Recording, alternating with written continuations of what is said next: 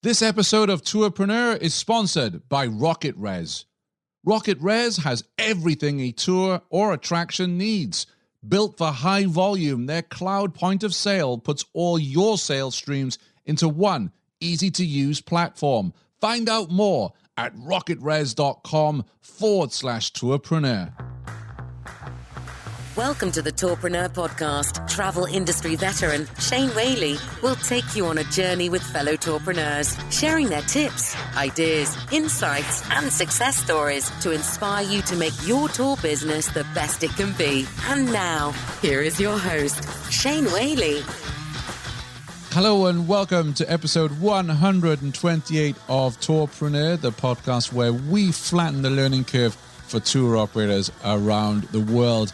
On today's show, we are joined by Torin and Alice of the Flying Bike in Asheville, North Carolina. I invited them both onto the show today because they were closed down for 3 months in lockdown. Then they reopened, and I invited them on the show to share with us what it was like to operate a tour business reopening after 3 months of lockdown. What lessons did they learn? What tips and advice have they got for all of us that hopefully we'll be reopening our businesses soon? We will be reopening. We just don't know when. So lots of really practical advice, especially around reassuring bookers, dealing with hygiene issues, sanitation. Torin even shares about the time when he got a angry voicemail from a local who wanted to know why on earth they were leading tours around Asheville. Then disaster hit where one of their tour guides actually contracted COVID. How did Alice and Torin deal with that? How did they cope? What did they do? And what do they wish they had done better? That's today's show of Tourpreneur, episode 128. And welcome to Alice and Torin of the Flying Bike in Asheville, North Carolina. How are you? We're doing great. I'm really excited to chat with you both. As regular listeners know, you were episode 1. And as I often say to people, without Alice, there would be no Tourpreneur. And here we are on episode 128, going into our third year. We've had 100,000 downloads of the show. All down to you, Alice. No, I can't. You run a marvelous show. So all the credit goes to you. I really think it's amazing. Brilliant stuff. So I wanted to check in with you because obviously you were on episode 1, and then we finally got to meet at Arrival Orlando last year. And we had a catch up there. And that we were just looking, that was, over a year ago. I mean, we're in January 2021 now. There's been a lot of changes, particularly with COVID. So I know when I was talking with you, Torin, you were saying that overall, you've had a good year. And for the months you were open, you had record sales. That's right. Yeah, it was a good year, not without its bumps. We went from the typical opening of our season in late February, early March, with that coinciding with the pandemic really hitting, and kind of came to a screeching halt for about 3 months. And late June, somewhere in there, we started just realizing that we could take tours and kind of figuring out, as everyone did, what the steps would be in terms of sanitization and distancing and masks and all of that. You've shut down, right? Lockdown, etc. Then you're allowed to reopen. How did you go about finding out about the sanitary steps, and how did you go about giving peace of mind to bookers? I think the first thing we did was we reached out to a bike tour out in, I think it was Seattle Bike Tours, and kind of talked to them. I just started noticing, people who were running tours and were posting things on their website about it. And we reached out to them right away, and they were really receptive just to say what they're doing, what protocols they're doing to try and kind of both keep it safe and give customers peace of mind to know that they're being taken care of, and making it very clear what your policies are without offending people, because it can also get political. And yeah. But I'm a nurse as well, so that was helpful in being able to understand some of the protocols and some of the things that we definitely were going to be enforcing. We drafted a page, like a policy page, posted that on our website. Our tourism board was really great about giving us materials to display, and also just backing all of the tour companies here in town. it took a couple of weeks to get it all together before we like officially opened. We initially gave out buffs to all of our customers, but once we realized how fast like that cost was going to really, hurt long term. And I think we did that for maybe a couple months. Then everyone, it just got to be a known thing that if you're going out in public, you're wearing a mask. If you are at an establishment in Asheville, you're going to be wearing a mask. And we did social distancing, wearing a mask in the shop during the training. And then while riders are riding, they're obviously social distanced and outside. And so we make that part optional. We moved everything to the shop perimeter so that the only time customers have to come inside is if they're using the restroom, so they can be completely outdoors if they want to for the waiver signing and for getting their helmets and everything.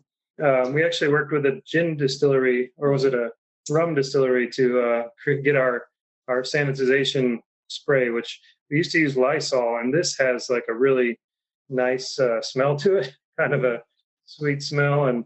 But anyways, we got that by the 5-gallon bucket and spray everything down after every use and that sort of thing. And yeah, it actually worked better than what we had been doing prior just for helmets. And now we do it for the bikes and everything. But there are a couple local companies. We're a big brewery distillery area. So that was really cool to support a local business, and they were offering it at really affordable prices. It took a little bit of time to like get everything in order, especially when there were shortages of things. Once we got set up, we felt really confident we could keep everyone safe. I do lean on, my nurse wife, because she's definitely more knowledgeable in the field and was working, in a hospital at that time. And so it did give me a lot of security in going, into the season. I had a lot of nerves. In fact, I remember choking up when we took our first tour back, for a couple of reasons. I remember being like almost sweating nervous going into it just because of so many things, right? The public perception. We didn't want to come off as, well, we're just serving tourists who are coming to Asheville at the health expense of everybody in this community, and then not knowing those first guests that were coming, what their expectations would be and how really to set their expectations and how safe they'd feel as we rode. And all of that was a really big deal. But then the bigger thing, I think, was that I was just overcome with gratitude. And that stayed with me for a few months as we were leading tours. The feeling of having had our business taken away for 3 months. Probably most of your listeners have gone through that for much longer than we did. But what an enormous feeling of gratitude and just of relief and of, joy again, to be able to get back on the bikes and share that with people and see it be a success. It started slow, but then really picked up steam. And by July, we were having bigger months than we had in any prior year. Did you feel scared leading a tour in terms of catching COVID yourself? Even though you were going through all the sanitary procedures, was that a concern? Yeah, I didn't know, at the beginning, like what to expect. And I think as the year progressed from July and into the fall months, you notice a difference in how people were approaching the business and you and all of it. And there was fewer anti-maskers, for lack of a better word, people that were, having an attitude about what are you asking me to do, and who didn't really, approach with any caution. And so the need to prep everybody diminished a little bit and felt safer and safer the longer we went. And also just initially not having any knowledge of other people doing similar things and all that, definitely it made you hesitate at first. So you mentioned anti-maskers. Did you get any resistance from people who wanted to book a tour with you but weren't happy with, for instance, being told to wear a mask or any of the procedures?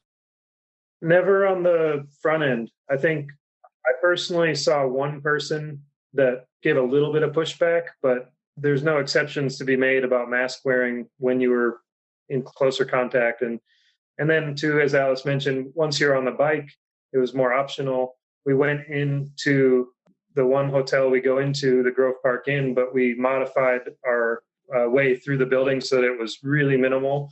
And they required a mask, and we told everyone that up front. And people respected that. I think it was less than 1% of our guests gave us any trouble about it, really.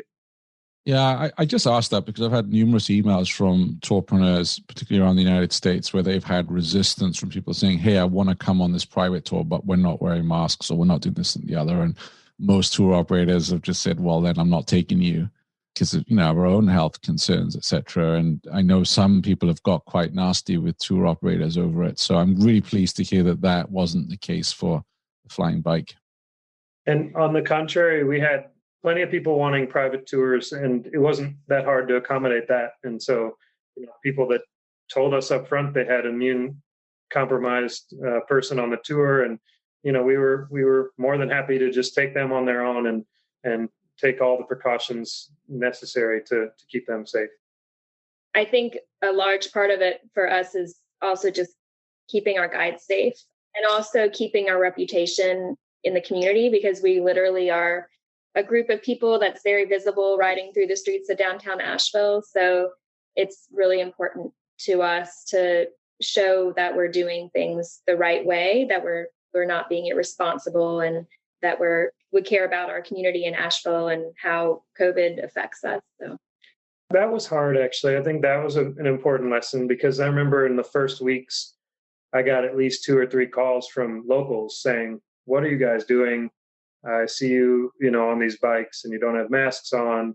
And then you're going by what you have read and the best science you've found about, being on the bikes and being outside and all that. And now you can't expect everyone to know, but our approach has always been just to address any concerns like that head on. It's not the first time we've had concerns from locals.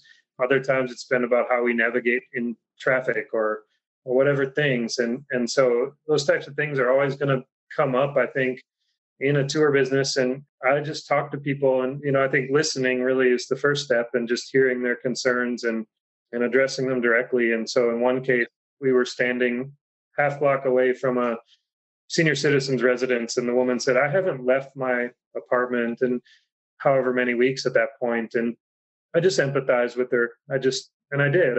I understood where she was coming from, to suddenly see people out on bikes, and obviously they're probably tourists, and she was surprised. She called and left an angry message, and when I called back, and I just was empathetic and said, I understand, and this is what our policy is, and we're following this science and doing it based on this. She really appreciated it from what I could tell on the phone, and we didn't hear any more from that.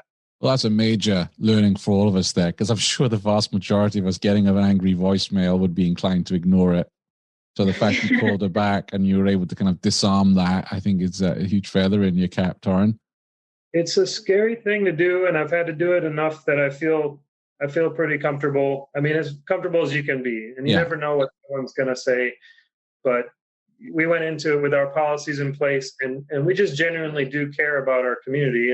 And so I think that comes across. It's not something where we're just here to make a buck and, to heck with everything else. We care about Asheville, and that's what drives us. It's one of our core values. And so, we're always going to address those things and try to do better.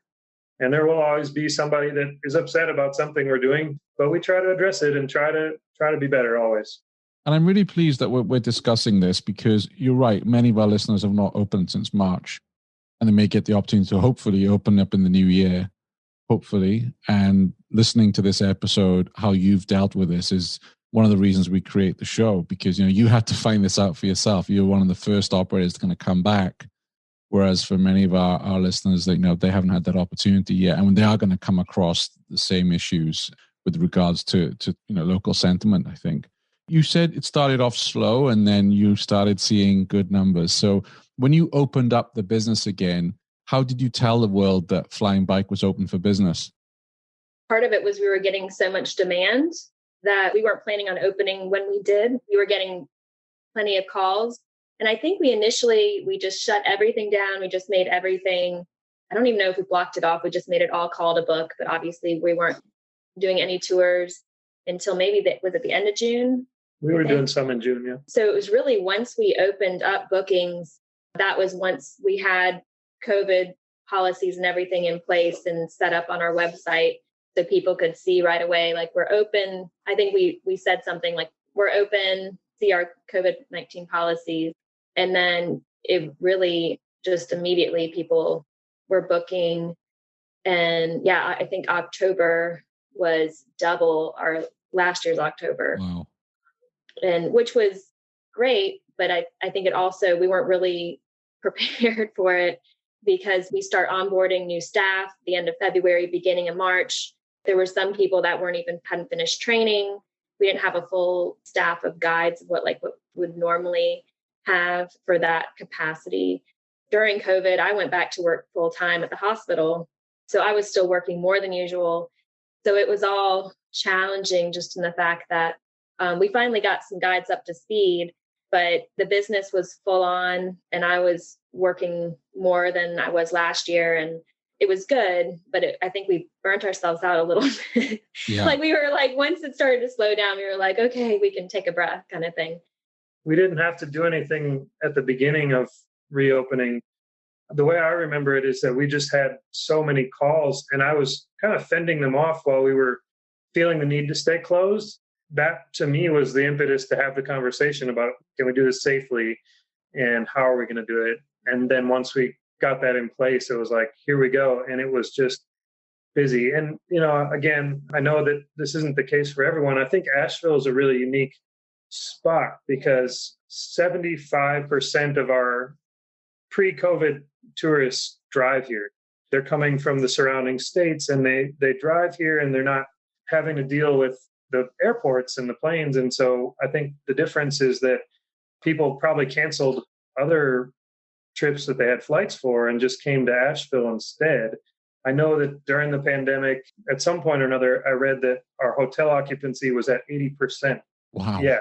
So Wow. It's pretty incredible numbers of people. And Labor Day and other days, I felt just from being out leading tours that I had never seen it so busy in downtown Asheville. And that again came with its concerns and a feeling of like, making sure we can manage things safely. But Asheville's in a unique place in the southeast of the states and a really driving destination. And how are things now in terms of COVID and the infection rate in Asheville? Numbers are up for sure. I mean, we personally are being very careful. I do have a friend who's a physician assistant in urgent care, and she got the vaccine yesterday, which is promising. But, I think our business, just from the weather slowed down. It's kind of good timing because, I think it's going to be, especially with the holidays and everything, a lot of people are doing things differently this year, but I think it's, the numbers are going to continue to climb. So I did want to mention that we had a guide who got tested positive. Actually, I talked with a lot of people at the Arrival 360 event about it and saw from those conversations that there were some really valuable lessons. And it's not an easy thing to talk about because, again, you want people to trust that you're doing the best thing. The outcome, the end result was that he got better. He was an older guy. He was 65. So that was definitely a concern. From all of our best guesses, he got it from his family while traveling and came back and wasn't feeling symptomatic until literally on a tour. He felt kind of the symptoms kick in. And then the big lesson was for us, I think, that we should have acted faster. And again, this isn't that comfortable to share, but it was a lesson learned. He told us he had a sniffle and thought it was nothing.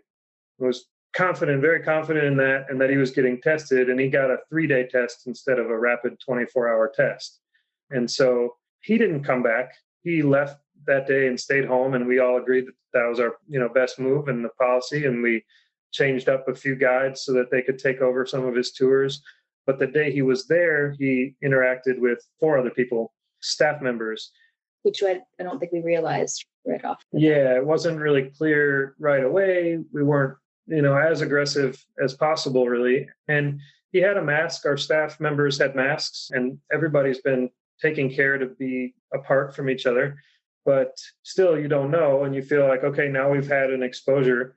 And, by the time we found out that his test was positive 3 days later, it just shut us down. We were like, okay, those other 4 people need to get tested before we can know, because essentially through that everybody was kind of in contact with somebody. And so if we had shut everything down that day and those other 4 people and waited for their tests, everything would have been fine. And gotten a rapid test. And and if we could have done rapid testing. And then the other big lesson, something I just didn't even know or wasn't aware of, which is that there's a 4-day incubation period. So as soon as we found out he was positive, I was like on day 3 of having had contact with someone who had been in contact with him. And I was rushing off to the hospital to get my rapid test. And Alice called me back and said, "You're not even in that period yet. You have to wait another day." This was in October. It was our busiest month ever. So we have, 6-person, 8-person tours that are booked, and we're trying to figure out who can lead those tours. Fortunately, some of our guides were awesome, and they went out and got their rapid test, and we didn't cancel more than 1 or 2 tours, which was amazing. And then in the end, we followed up, of course, with our guests and with everybody, and nobody else was tested positive. So I think because there were four guests that were exposed to this guide when he was positive. And so, thankfully, the precautions that we had in place seem to have worked. You never can be careful enough is really the lesson that we learned, and aggressive enough from the start. And that incubation period really throws a wrench in things. If you're wanting to get somebody tested and back out in the field and working, you have to wait and take all the necessary precautions. Because if it had spread, it would have shut us down for weeks. What's your biggest takeaway for other tour operators who are listening to this and hopefully opening next year? I mean, what do you wish you had done straight away?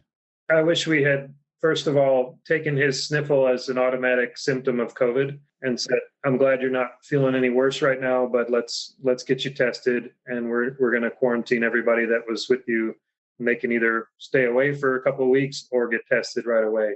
He had been out like in the cold, and so he thought it was just from being in the cold, or a lot of people say, "Oh, the allergies," but yeah, any little symptom at all. I think the other thing is just to plan for that. It's going to happen as more operators start to open their doors. I just heard a statistic that only 40% of North Carolinians are willing to get vaccinated. So, as people start to have more confidence because there's a vaccine out there, it doesn't mean that the disease will be gone. And so as tour operators open up, they're going to have cases, and they have to have a plan in place that's aggressive from the very first. And you just have to imagine, go through in your mind like the worst case scenario. For us, it could have meant thousands of dollars of lost revenue. One of the big worries that we had too was just that our guides depend on our business for income, and we had to push everybody else back. We started to get some pushback from the other guides who said, "I never even worked with that person." And at that point, we had already been not aggressive enough initially, so we were not going to take anything off the table in terms of that point. How did you manage that, dealing with that conflict from the guides who wanted to carry on working? That was really hard too. We had a lot of different reactions. We had some people that stepped up right away and were like, "I'm on my way to get a 24-hour test, and once I'm cleared, then I'm happy to fill in and do tours." We had other people that were afraid of the testing sites and of testing in general and pushed back. And so we really had a mixed result. And it was stuff that I think for me as a manager of staff was by far the hardest thing I've ever had to deal with. Because at the same time, you're checking in constantly with the guide who is sick, who you're worried about, who's got, day by day worsening symptoms. And we did end up with our largest staff ever this year. So we had 11 people on staff, which is, I think more than double what we've ever had before. I spent days at a time just texting everybody and communicating constantly with everybody. How are you doing? What's going on? Where's your test result? At all of that, to the point that I stopped taking some of our calls from customers because I just couldn't keep up with the volume, and I didn't know what I was going to have to tell them until I had some better clarity. And that was for a week that lasted. And by the end of that week, I was burnt out. Yeah, I can imagine.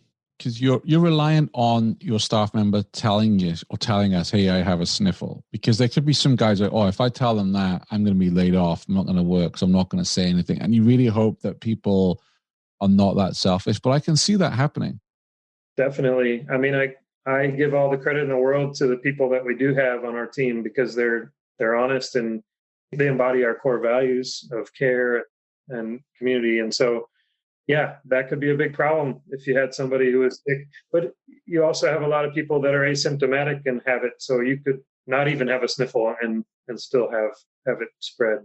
Very But true. I would think when saying what advice would we give or what would we have done differently, I think definitely having clear policies for the staff and kind of the protocol. So if this happens, we have to get a rapid test or we have to, do this, that, or the other.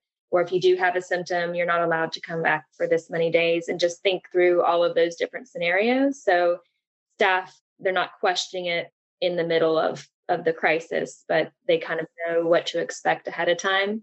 And we also offered to pay for everyone's COVID test. And that was, I think, the least we could do.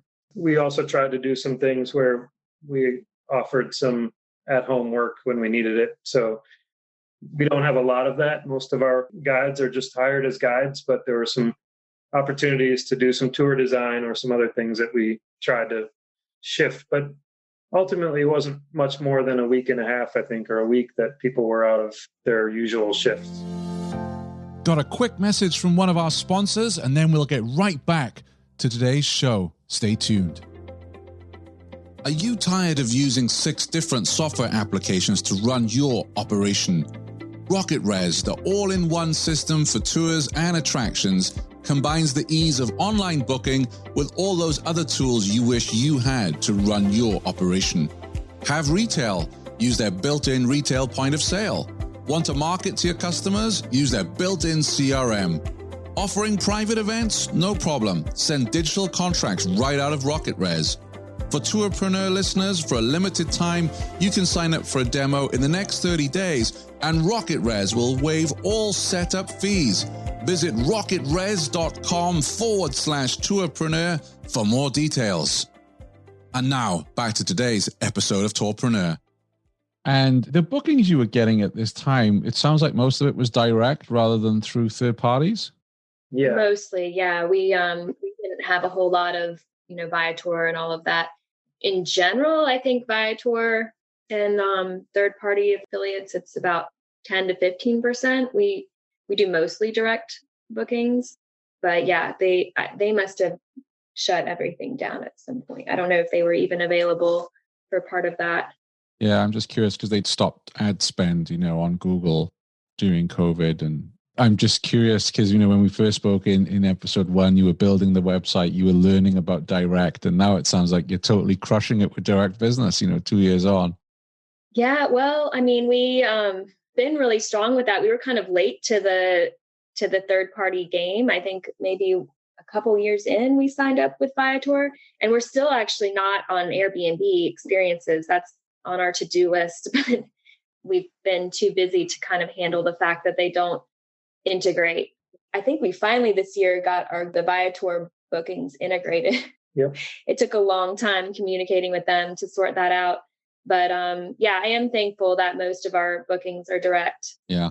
Good for business for sure. Definitely. Oh yeah. More money in your company's bank account than being paid out elsewhere. And more control, just being able to have customers' information and be able to communicate with them directly is. Yeah, that's what I like is that we just, especially a year when there's a pandemic, you have so many things you might need to communicate to a customer. And so having their email and their phone, and really being the owner of that information, so to speak, is so much better than having someone else that you have to go through their messaging system. And, sometimes I've tried to just communicate something very directly on TripAdvisor or Viator's platform, and they delete it because you can't give a phone number over their message or whatever. And so I've learned that lesson. But yeah, I think the volume went up, but it just kind of stayed percentage-wise similar to what we've had in the past. And we're happy with that. So I wanted to chat about some of the other, moving away from COVID, but some of the other changes to your business in 2020. So I understand a big development was you've got into bike sales. So we're getting into bike sales. Sorry if I gave you the wrong impression. But yeah, we are right on the cusp of becoming a Pedigo dealer. So these are the bikes that we've used since our first fleet, really. When we bought the business, it was a different fleet, and then we moved to Pedigo. We've loved these bikes. We've learned some lessons there too. And I, again, had some great conversations at Arrival this year with virtually, obviously, with people about turning over bike fleets. And really, we wish we had turned our fleet over each year, which is our plan going forward. This year was crazy for bike tour operators because bikes around the world are sold out. Yes. It's just impossible. We had one dealer who had been trying to sell me his bikes for 2 years, and we went all the way through this credit approval process. I think Alice and I spent a whole day on this very lengthy process, and then, continuing the phone conversations, and we had cash. We wanted to buy the bikes, and then they said, we can't do that. Our legal and our financial heads, it was a big company. They didn't meet, and it was a very strange thing, and threw a wrench in our plans, actually, because we had our eyes on these different bikes that were going to allow us to take more countryside tours. And we thought we'd be getting those in October when we still had a lot of business. And then we had to pivot. And so we took a day trip to Richmond to try some other bikes out, and met another really great tour operator up there for cool bikes. Cool Wheels. Thank you. She was super gracious. 12 hours of driving for like 2 hours of testing out some bikes, and nice to meet another operator, but we ultimately didn't go with those and finally came back around to Pedigo. And we're excited because people love these bikes, and they've asked us to sell them to them for the entire time that we've been riding, and we've never done it. We've always wanted to focus on our tours, and that's really where the heart of our business is. But this is going to be a huge change for us, and I think a really positive one. We just finished sending out an email to our entire email list, and we've already gotten, I think, 28 respondents of people interested in either our existing fleet, which we plan to sell off right now, or the new bikes as we start to sell those. And so that'll more than clear out our fleet, hopefully, if half of those people buy one. And then we'll have nice, shiny new bikes, and we'll be able to sell them when people get off of their tour if they want one. We'll also have a different style, which will allow us to kind of do the countryside tours as well. So it kind of, it's a win-win, I think. And do you plan on having some of the bikes, so your stock in the shop, so someone finishes the tour, they're interested in it, and you can go and do the sales part right after that?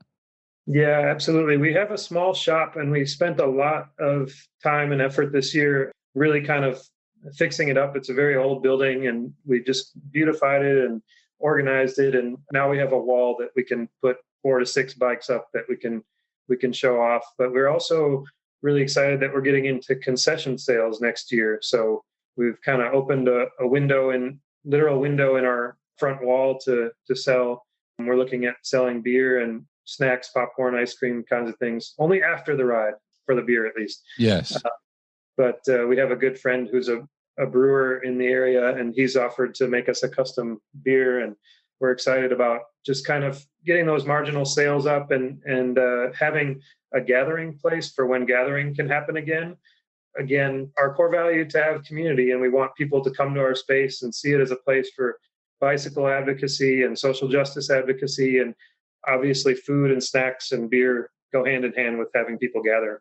The outdoor space is where we really expanded, so that, is also COVID safe. Yeah, absolutely. Wow. You guys have come on so much in the 2 years since we first spoke. It's been a learning curve. So. A lot of learning and busy. When's the book coming out? You need to write a book on this. That's next. I'm waiting for your book. Do you know, you're not the first person to say that to me. It's like, oh, wow. Okay. Actually, one other thing is I did put in my notice back in October.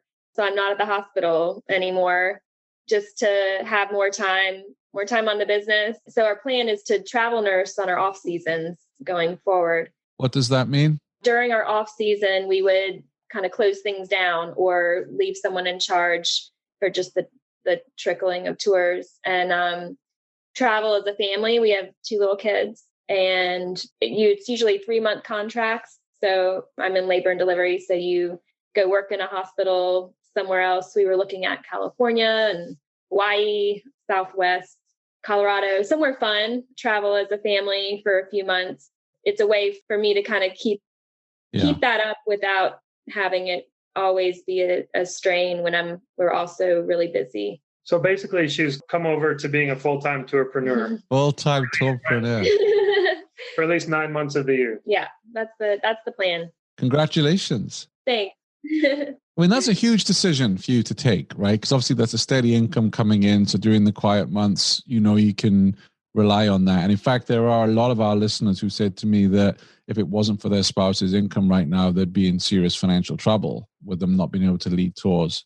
How did you come to that decision then to say, okay, that's a big decision to say, I'll go full time and leave, not get that income? Honestly, it was Las Vegas Arrival Conference when we were out there that it was the first time we had really traveled out west that I started thinking about it. I was like, we've done a lot of travel abroad, but we haven't really done a lot of travel within the States. And it's like, what's a way that we could still travel owning a business? Like, you can't get away very often. So Asheville is a very notorious for very low pay everywhere. So it's like I could make double in those 3 months and then we could travel. And then, it made sense with what our life is as seasonal business owners to, take advantage of that weird time structure that we can kind of piece together. So we were thinking about it then, and then I almost did it last year. And then I was really grateful during COVID, of course, to have that. I mean, we would have made it somehow, but it would have been even more stressful had I not had that income and stability through the complete shutdown. And it really came out of, I can't do this anymore, to be honest. Nursing is a really demanding job. Every weekend that I'm required to work, Torin would be trying to juggle childcare, or if there's, an emergency at the business, he has got to find stuff for the kids. So it's not a flexible. And so after October, it kind of came to the point where like, I don't have a choice. We need to have some balance in our life. Yeah, it just kind of came to the point where like, I've been thinking about it for a couple years and, we're just going to have to make this work because I can't do it any other way. Yeah. Well, I might be coming back to you in 12 months' time, talk about what it's like to run a business as husband and wife, because I'm sure that, there's going to be a lot of lessons there. I mean, working together full time, living together, that could lead to some stress. I mean, it's felt like that, like where we're running it together. But at the same time, I've had like kind of weight around my ankles. So just to feel more committed to the business in that way and feel like we are, a team and having that energy and that time, Torin is, he's more of the risk taker. He's more of the entrepreneurial spirit and I like stability. And so he's always said, you're not working at the hospital, you put that time into the business, it's going to pay off. And so that's just what I'm counting on. Yeah.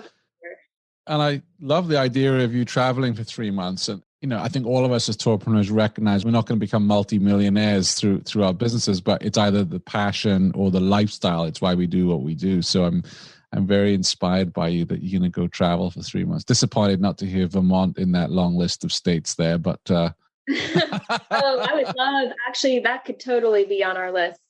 I mean, it's in the winter months, so... Oh, no.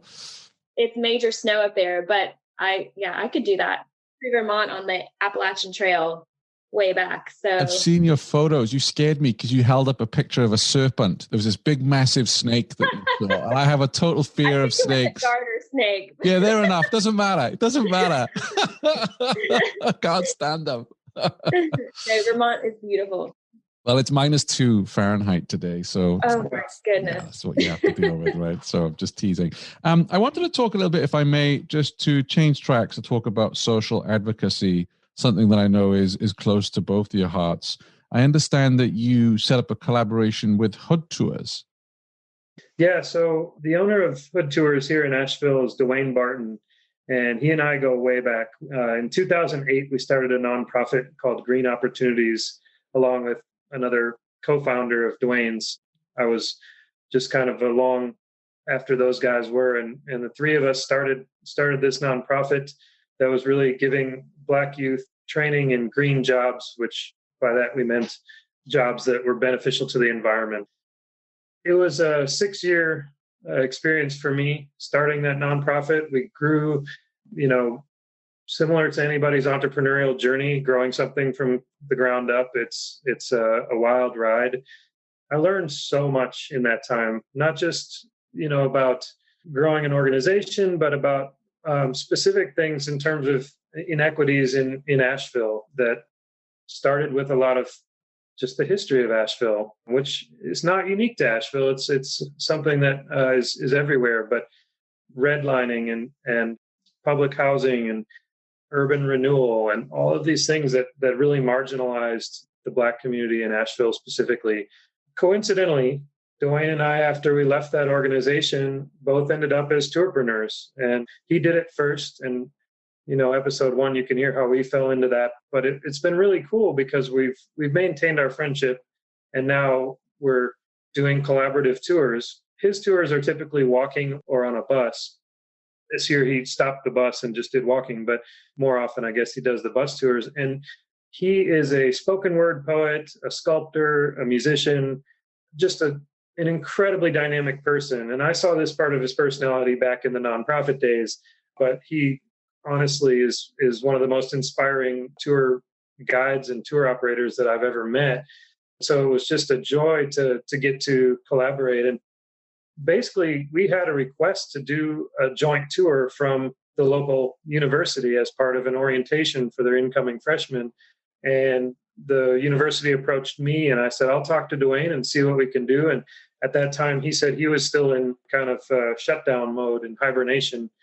And I said, well, here's how we can, maybe do this safely, and we'll keep you distant, keep everyone distant. And we're going to ride up to this historical Black landmark, a school, and you'll share some things and then we'll ride off.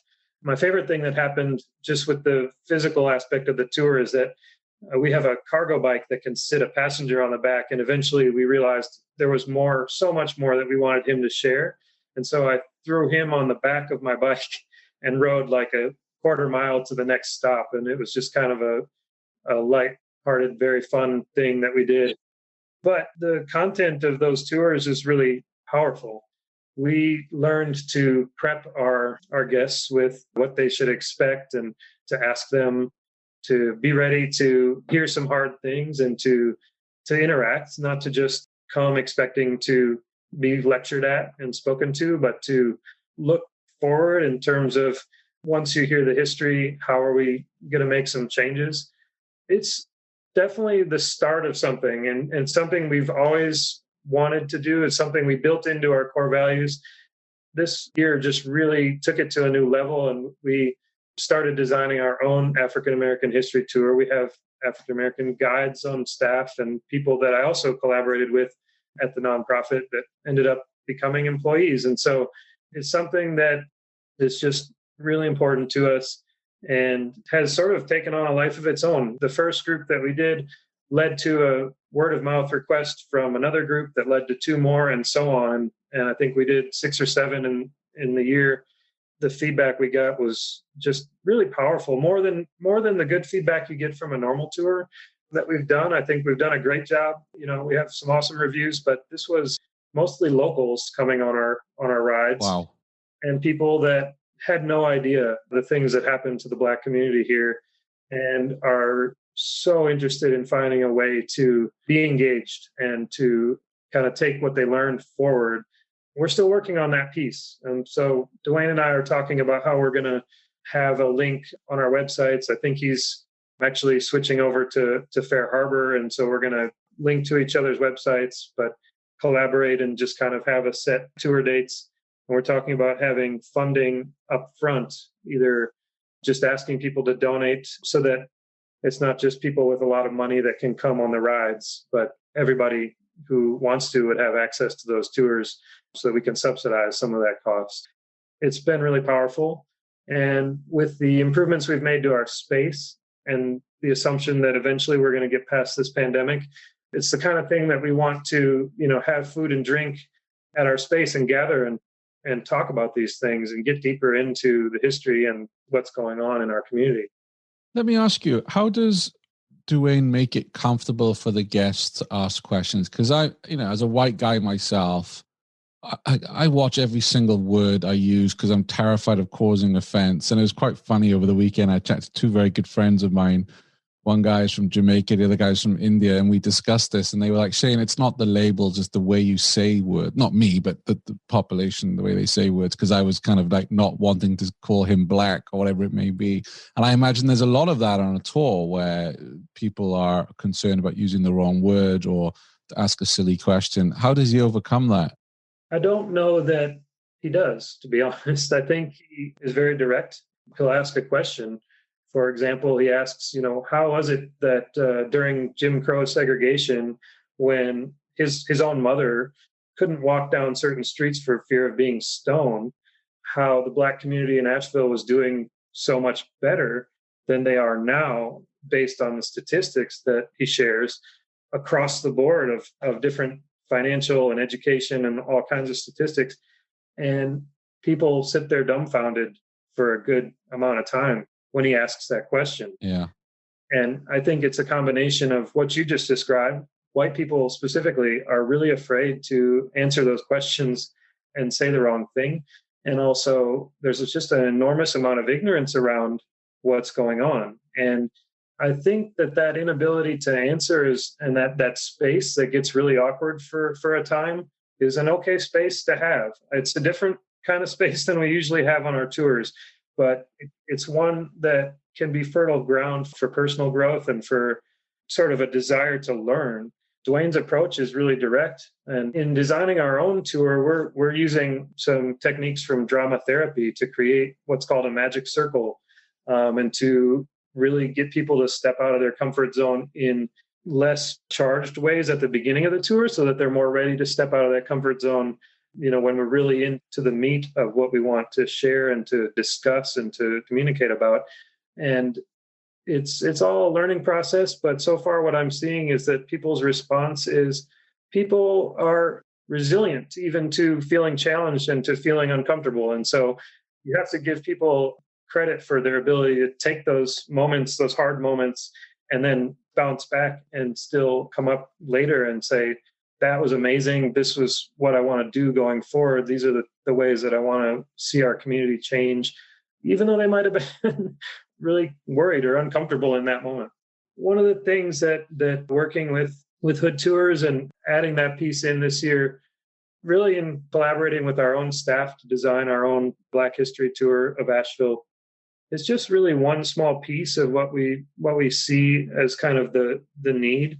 And I think that tour operators really have this huge platform that is, I think, underutilized. Collectively we do, but also individually as businesses in our different areas. And there's so many things that we can do as businesses to make a difference. We try to do several of those things through hiring, through promotion of staff, through advertising and representation in that aspect, and making sure people who come to us from different backgrounds and different races and anywhere feel welcome. Another big one is storytelling.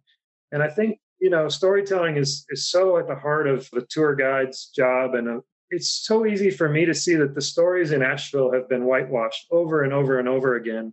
And so it's, for me, a responsibility to really change that. And I think that the responsibility is not just on our shoulders. I don't feel that as a heavy weight for our own business per se. It's something that as white tour operators, we need to be aware of and we need to push on. But I think collectively is where we can really have some power. And I mean that on a local level. We have, Explore Asheville that puts tens of millions of dollars into marketing Asheville. And so we can have conversations directly with them about what expectations are you setting for tourists who come to Asheville? What are they expecting to see when they get here? So that the individual tour operators can actually fulfill perhaps a new type of expectation. I think that collectively as operators, and I've been in some interesting conversations on the Tourpreneur Facebook page, but I think we do have not only a responsibility, but a really huge opportunity to tell different stories, to make sure we're hiring people and welcoming people in different ways, and then to build that coalition of those of us who care about these things to really make change. I think it'd be a great idea if you're open to it, Torin, in the new year, maybe inviting Duane on via Zoom onto the podcast, and maybe you interview Duane, because you guys go back quite some time. That I would really love to listen to that. I don't know about my interview skills, but I would love to. As I said, he's a great friend and just a powerful person to talk to. Exactly. You're curious, you know him. I think a lot of us would love to hear that conversation. It doesn't have to be, a meet the press style interview. It's just an engaging, authentic conversation about what you've experienced on the tour, for instance, and what he's experienced being a Black tourpreneur. Yeah, I'd love to do that. Brilliant. So as we wrap up here, there's a question I want to ask you. You've both been through a lot this year. How are you protecting your mental health? How are you staying sane through all of this? Yeah, that's been a challenge for sure. For me, what was, I think, harder was that usually I have this vibrant community of tourpreneurs. I still do.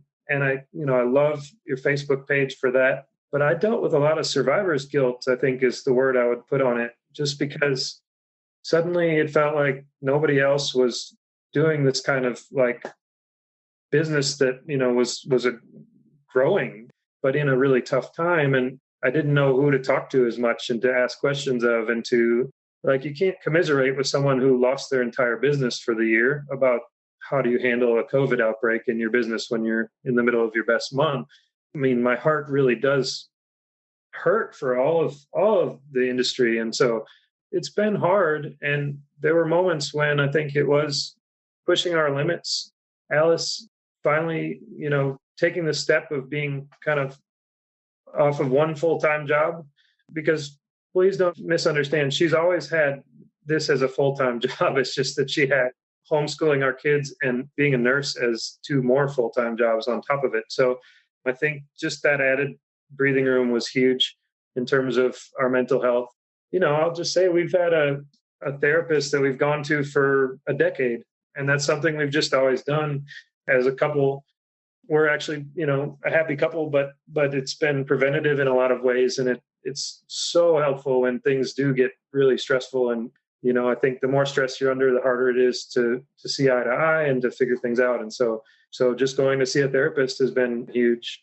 Yeah. And I think kind of like what Torin touched on, I mean, just quitting that other job and COVID in general, just, I think a lot of people found this, you spending so much more time at home. And so I think it's forced us to prioritize a lot of things at home and find some balance, find things that are enjoyable. And we were playing music together and, different things that we've never really made time for before. So that's been really fun.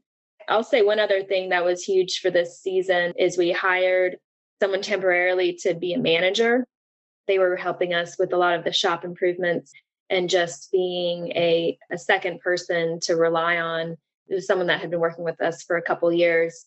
That really, we kind of realized how essential that role is, because part of what we were doing was a lot more walk-ups. We were getting a lot more last minute bookings.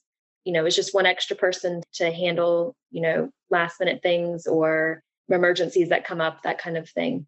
Just especially since we finally slowed down this December, just finding balance in our family, personally, in the business. And so we're kind of taking a little bit of a self-imposed break right now, at the same time preparing for some really big things that are happening next year. But we need to get that energy from somewhere. So, and we also have a business coach, which we've sometimes referred to lightly as our business therapist too. And so she's a wonderful woman that's been working with us with me on different business ideas and things for years, actually, and has just walked us through some really tough moments. And again, whenever it's affordable to do so, having that kind of person to consult with who you trust, and especially that we both equally trust and can go in feeling like we have a difference of opinion on some important aspect of the business, and then come out feeling like we,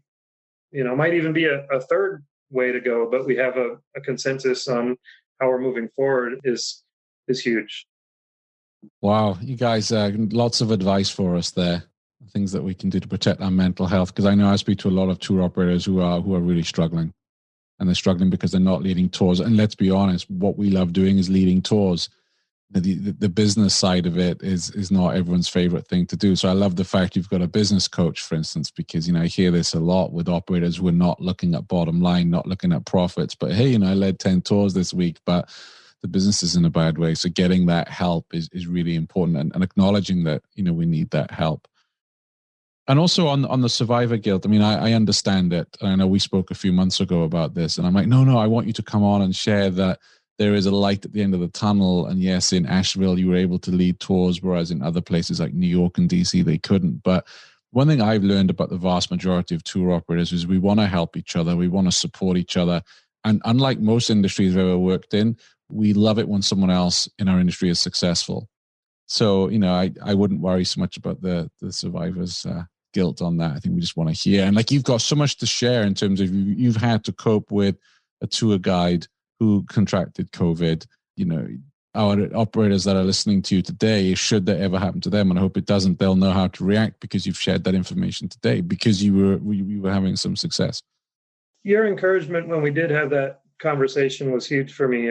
It made a shift in my mental health, to be honest, to be able to look at it from your perspective, because you're in contact with so many tourpreneurs, right? And so that definitely made me feel heartened that, yeah, I can talk about this stuff, and people will understand that my heart goes out to them, and at the same time, I do hope that the lessons we learned help as we go forward, as others go forward. And I will say that those 3 months that we were closed were 3 of the hardest months that I've been through, and definitely as a business owner. And so I do relate on some level to what people have gone through, and didn't feel ready to make some of the pivots that people were making. And so I sympathize with that too. We looked at some things and it was like, that's not what my heart, wants to do. We talked about using our bikes to deliver food, and there's some pop-up delivery companies that have done great business. And maybe if things had gone on longer, we would have found a different pivot. But thank goodness we were able to open back up. But I get where other operators might just be like, ready to just shut down until they can do the thing that they're so passionate about and so good at. But I'm grateful for people like you, and also, Teresa Nemitz up at Milwaukee, who's had tremendous success with food boxes and gift boxes. And I did smile when we released her episode, where she talked about selling 1,000 food boxes in a weekend. And somebody wrote as a comment on our Facebook group saying, hey, that looks like way too much work. And I'm like, good.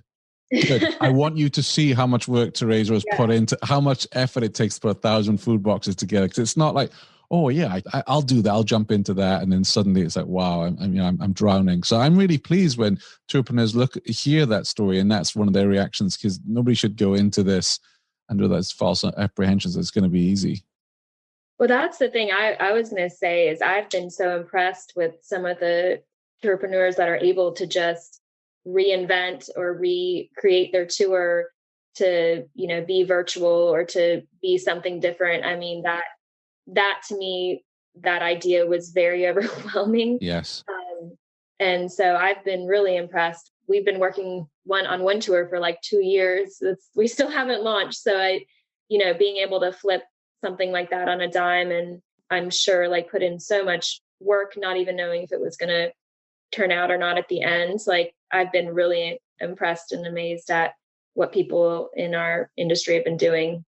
Well, maybe that will be the Tourpreneur book in the future. We'll have a book of pivots, because I think it's just fascinating how so many of our listeners and so many in the community have pivoted to get through this. But I've taken up way too much of your time. I, as always, love chatting to you both, and I am very grateful for all the advice you've shared based on your wisdom and also your experience out there. You've helped a lot of tour operators by sharing that with us today.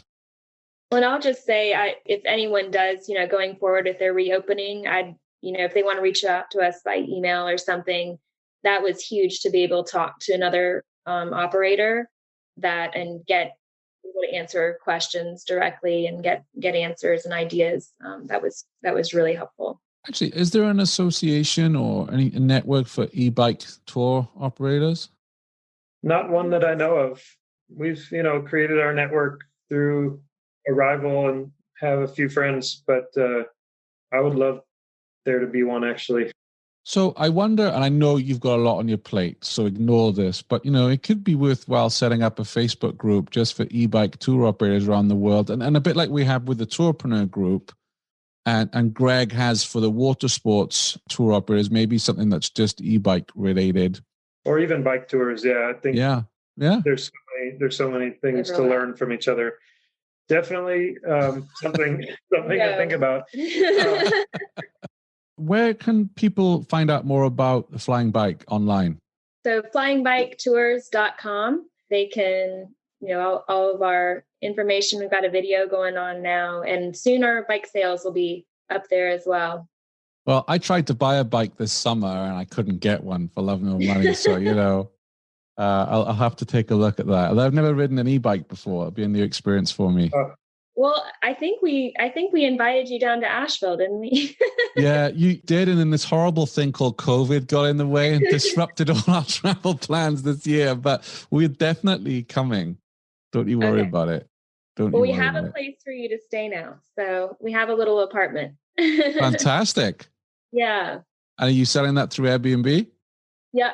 It's not listed yet, but it will be. Wow. But you can just contact us directly. You guys have so much on your plate. Amazing. And you're homeschooling your kids. Yeah. I mean, everyone is. So, well, I guess. We're official homeschoolers. We schooled from the start, but yeah, we're not bored over here. No, I could tell. Wow. And there's me just, with the 2 dogs and just, I don't know how you fit it all in. Some days I can't fit what I've got to do in, but compared to you guys, maybe we need to get you on to give us a lecture on productivity and time management. Not us. Terrible. Marvelous. Well, thank you very much for coming on to episode 128 of Tourpreneur. Thank you. Thank you so much, Shane. It's good to see you and talk to you. Yeah, and I look forward to having a beer with you again soon.